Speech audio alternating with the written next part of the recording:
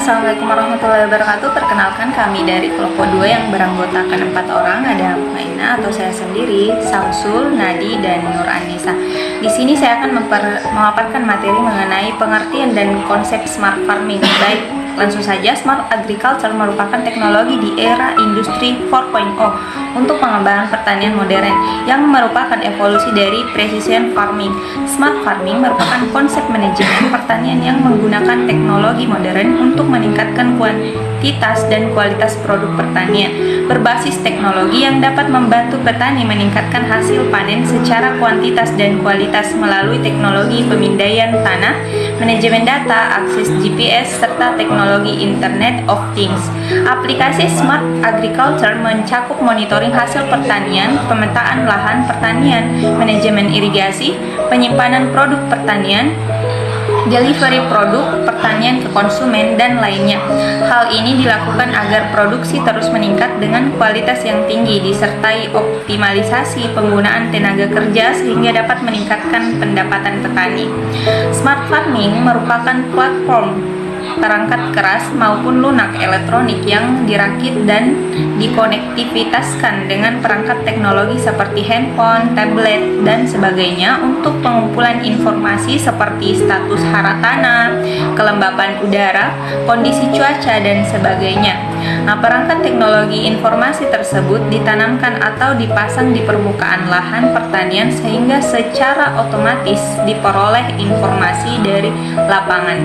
Itulah materi dari saya, kemudian akan dilanjutkan oleh teman saya. Sekian dan terima kasih. Baik, bismillahirrahmanirrahim. Assalamualaikum warahmatullahi wabarakatuh. Perkenalkan, saya atas nama Syamsul. Di sini saya akan melanjutkan materi dari saudari Mutmainnah terkait smart farming, dan adapun yang akan saya jelaskan pada kesempatan kali ini yaitu tentang manfaat penerapan smart farming. Nah, seperti yang kita ketahui bahwa penerapan smart farming ini di mana memanfaatkan teknologi ke dalam dunia pertanian untuk membantu aktivitas manusia dalam petani dalam pertanian tersebut. Nah, dan adapun manfaat smart farming ini yaitu mampu membantu berbagai kegiatan di bidang pertanian agar lebih cepat dan tepat. Di antaranya yaitu membantu para petani dalam mengetahui kondisi lahan yang digunakan, di antaranya melakukan monitoring dan mengetahui derajat keasaman suhu, curah hujan, kelembapan, dan kondisi cuaca yang ada di suatu wilayah yang akan digunakan sebagai lahan pertanian. Sehingga begitu petani tersebut dapat menyesuaikan kondisi lahan tersebut. Dengan begitu dapat meningkatkan pendapatan dan keuntungan petani, meningkatkan kondisi sosial ekonomi, meningkatkan produksi tanaman dan biodiversitas atau keanekaragaman hayati, serta konservasi air. Nah, mungkin hanya itu yang sempat saya paparkan. Kurang lebihnya mohon dimaafkan. Olehnya itu saya serahkan ke pemateri selanjutnya. Terima kasih. Assalamualaikum warahmatullahi wabarakatuh. Perkenalkan, nama saya Nadi. Pada kesempatan kali ini saya akan memaparkan materi dari smart farming, yaitu contoh pada penerapan smart farming. Nah, salah satu contohnya adalah platform yang disambungkan dengan perangkat teknologi seperti tablet atau handphone dalam pengumpulan informasi pertanian. Nah, dengan demikian bisa didapatkan data yang lebih terukur, seperti data apa yang dibutuhkan tanaman untuk mencapai hasil produksi yang optimal atau apa yang harus dilakukan oleh petani.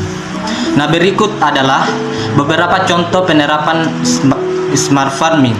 Yang pertama, untuk memprediksi hasil panen dengan meletakkan sensor IoT atau Internet of Things di lahan pertanian. Hal ini memudahkan petani dalam mengumpulkan data dan juga meningkatkan akurasi data. Misalnya status hara tanah, kelembaban udara, kondisi cuaca, dan sebagainya. Kemudian penerapan contoh smart farming yang kedua yaitu Agri Drone Sprayer. Drone ini berfungsi sebagai untuk menyemprotkan pestisida dan pupuk cair pada tanaman.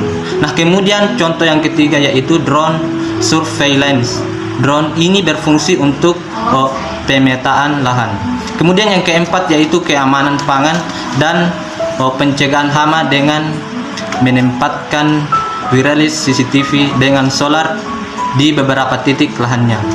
Baik, itulah pemaparan dari saya mengenai contoh penerapan smart farming. Sekian, wassalamualaikum warahmatullahi wabarakatuh, dan saya serahkan kepada pemateri selanjutnya. Assalamualaikum warahmatullahi wabarakatuh. Perkenalkan, nama saya Nur Annisa. Di sini saya akan memaparkan materi mengenai tantangan smart farming. Tantangan yang terdapat dalam smart farming adalah pengaplikasian teknologi atau instrumentasi pertanian. Nah, untuk menerapkan smart farming, kita memerlukan sumber energi seperti PLT hybrid, sistem irigasi, greenhouse, dan nanobubble teknologi. Beberapa tahun ini telah dijalankan program smart farming yang terintegrasi. Smart farming yang terintegrasi merupakan sistem pertanian yang dipadukan dengan peternakan dan perikanan secara cerdas berbasis teknologi.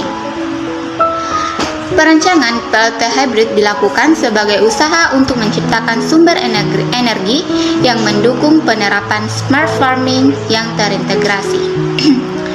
PLT hybrid terdiri dari PLT surya dan PLT angin. Instalasi solar, panel, dan wind turbine menjadi solusi dalam perencanaan PLT hybrid ini. Selanjutnya, sistem irigasi yang efektif adalah sistem drip irrigation yang menggunakan sensor untuk pemerataan penyiraman tanaman. Sensor yang digunakan dapat mendeteksi kadar kelembapan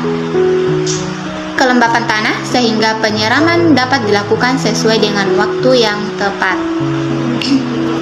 Tahapan berikutnya adalah mengembangkan greenhouse untuk mengontrol sistem pertanian yang diterapkan. Adapun beberapa hal yang dikontrol meliputi suhu, iklim, kelembapan, dan intensitas cahaya. Setelah dikontrol, lalu dimonitoring untuk melihat perkembangan dan pertumbuhan tanaman. Sistem monitoring smart farming bisa dilakukan menggunakan aplikasi Android agar bisa diakses dari jarak jauh. Aplikasi ini memerlukan proses login, dan melalui aplikasi ini petani bisa melihat peta lokasi surveillance farming, greenhouse, suhu, pH, dan sebagainya. Itulah tadi materi yang sempat saya paparkan. Saya akhiri dengan ucapan wassalamualaikum warahmatullahi wabarakatuh.